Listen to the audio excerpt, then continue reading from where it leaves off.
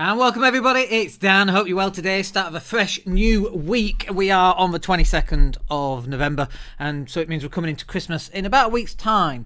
Anyway, hope you're well. We got a lot to get through in today's session, so let's just crack straight onto it. So, first off, most importantly, something that I feel has been misconstrued over the last few years, and it's kind of like what some people call hustle porn, or this idea that you're supposed to be working 18-hour days. And obviously some people choose to work 18-hour days. Elon Musk, for example, I know people some people don't like Elon Musk. They say it's unfair that someone has that much money, and yet I certainly wouldn't want to be Elon Musk, that's for sure. Not working 18-hour days, 7 days a week for the last 5 years. That's not my idea of a good time. But Elon's on his path to putting man on Mars, and you know, all the other stuff that's going to go off that, being an interplanetary species. So you got to love that. But like, I don't want to be working lots of hours, and I would hope that you don't want to be working lots of hours either. I don't think that's what we're put on this planet for, is just to work all these hours. But for some reason we have this idea that you should be working all these hours, and we call it hustle porn, and it should be, you know, to the grind, no days off. And I kind of used to believe in that too. Maybe it's because when I was younger, I was able to put in those hours. And I remember saying to my dad, you know, I should be putting in these hours now while I'm still young and got the energy, because I might not have that later. And here we are later, and I haven't got that energy. So maybe when you're 18 to 30, let's say from 20 to 30, that's the time. I had 2 jobs.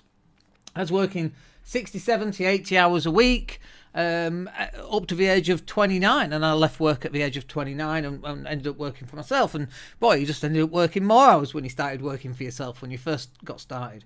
But I don't think that's conducive to your health. I don't think it's conducive to your mental health. I don't think it's conducive to your relationships right now.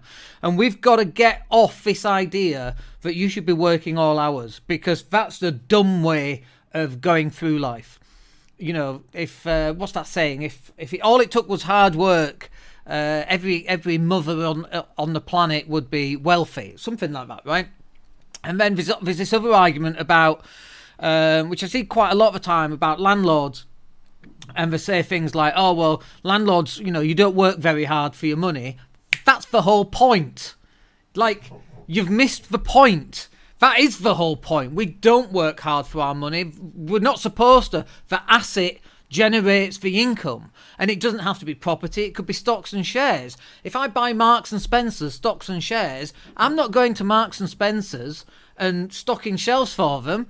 That's the whole point of buying the asset, is that I don't have to work. I don't want to work. It's not this, you know, we have this idea that you should be out and working all the time. It's like, what are you talking about? We're not put on this earth to work 40-hour weeks, have 2 days off, and then go back to work on a Monday. I don't believe that. And if you do believe that, then that's fine. That's up to you. We all have our individual belief systems. Come back to me in 50 years. Let me know how that went for you. I don't want to be doing that. I don't want my kids doing that. I don't want my clients doing that. I don't want my family doing that. And I don't want you doing that. That is not the way to go through life. It's just not. And so we've got to stop normalising this idea that we should be, you know, working your fingers to the bone. I remember being in a pub, maybe about 20 years ago, actually, and saw a guy that I'd not seen since school. And he looked at my hands and he went, "Look at that, not a day's work in your life, have you?" That's what he said. Not a day's work. And at the time, I was doing like 2 jobs. I was trying to start up a part-time business, buying and selling second-hand computers and so on. We were doing some internet stuff because it was just coming through then. And it's like, yeah, but my work is different than yours. Just because I'm not, I don't know what he did, plastering or plumbing, you know, it doesn't mean that the work's not arduous in some way. But the whole point is that none of the work should be arduous. None of the work should be done. It should be done by other people. And of course, I understand, well, not everybody can do what you do. Totally get that as well. But you're not everybody. And not everybody will want to think like that. Some people will want to go out and chop wood for a living. That's awesome if that's what they want to do. But I know for a fact that most people don't want to do that. Most people don't want to go to work. And the only reason that they actually go to work is because they have to bring in the money to pay for the bills. If that wasn't the case, and come on, let's be upfront and let's be really honest here. If you could find a way of not having to work, would you do it? Of course you bloody would. You might still choose after that point to do some work because, idle thumbs makes devil's work, I think is one of the sayings. And you've got to do something. It's one of the reasons why we have a digital marketing agency. We could just rely on the property income and so on and so forth. But first of all, I've got to do something. I've been in that situation where I did nothing. And it's great to begin with. And after 12 months, it's boring as heck. Because one of my friends said, well, if it was me, Dan, I'd just be playing golf all day. And I said, yeah, who with? And he's like, oh, yeah, I'd not thought of that. Exactly. Look, you don't have to work hours and hours and hours. You should be working smarter, not harder. And sometimes that smarter means moving somebody else on to doing those hours that you don't want to do. So I don't work a huge amount of hours. And in all honesty, there's not a line between work and not work. Is this work right now? I actually quite enjoy doing this. I enjoy the challenge. I enjoy helping people. I enjoy the emails that we get. And obviously I don't have time to reply to everybody. We get quite a few. But I enjoy this. So is this work or is this enjoyment? Does it pay? Well, I'm not getting paid for this directly, but indirectly, somebody might sign up with our digital marketing agency to help them with their digital marketing. So we get paid indirectly for this. But even that is at work if we really enjoy it and we're able to go out and really help people. And I actually don't think it is. But there's not a line between work and not work. And that's exactly what we wanted to do. Now, when I turn 80, not for some time, another 30 years, but when I turn 80, will I still be doing this in a hologram graphic type of world? Who knows, in a virtual reality, in the metaverse? I don't know. But I expect I'll be doing something. If you think I'm just sitting on a yacht in my 80s, and doing nothing, I don't think that's really going to happen. I will probably work till the day I die. But the only reason for that is because that's a choice and because I'm enjoying what I'm doing, as opposed to having to work to bring in the cash. I said it on a couple of podcasts ago. The problem isn't that you have to... the problem isn't that you're going to die at 65, okay? The problem is you're going to live till 105 and you haven't got any assets and you've only got a crappy pension and you've got no income and you're going to be in the cheapest nursing home possible with the worst care on the planet. And that's the problem. So now is the time where you've got to actually start getting smart about how you're going to work. And if you're utilizing a virtual assistant, awesome. If you've got somebody else that can do the grunt work while you go out and do all the fun stuff, awesome. And that's what we do. We've got graphic designers and video editors and SEO and website designers and content coordinators and copywriters.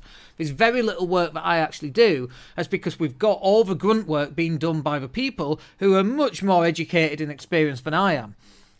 Across that, that wide spectrum of graphics, video, I can do all of it, but I'm not very good at it, the other people who've gone and got degree level education are much, much better at video editing. That's why we employ them. And when we edit videos, you're not getting me editing them. We can do it, drop stuff in, put some music on it and so on. It's quite a lot of fun. I used to really enjoy that. But after a while, that got boring. So this is about you working a lot smarter, and these longer hours should just be out of the window. There was a story from last year, maybe 2-3 years ago actually, and it was a guy and he was earning like 80 grand a year, and he was doing computer programming, and then he outsourced it to someone and he paid them 35 grand a year.